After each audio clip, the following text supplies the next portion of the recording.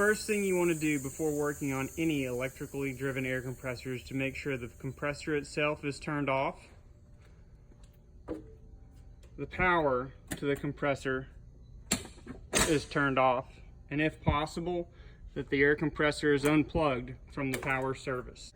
Once you feel you're sure that you've turned off the power to the compressor and disconnected any additional power sources that might operate the air compressor, you want to use your multimeter or an amp probe to check to make sure that you are sure that there is no power being delivered to the air compressor.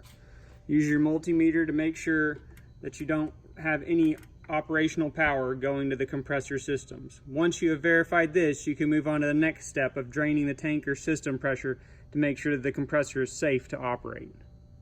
Once you've verified that the air compressor is turned off and all electrical power has been disconnected from the air compressor, you want to make sure that you drain the system pressure from the tank of the compressor where you're working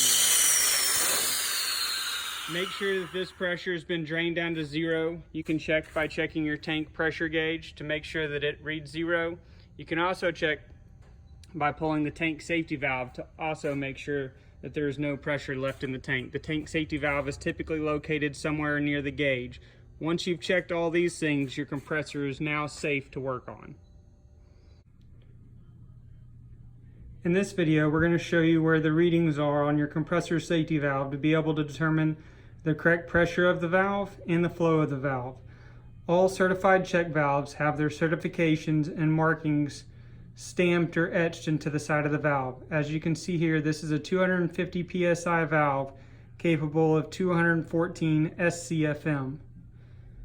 All the certifications for ASME and CRN are stamped into this valve. Any certified safety valve will have all of its markings clearly stamped or etched into the side of the valve.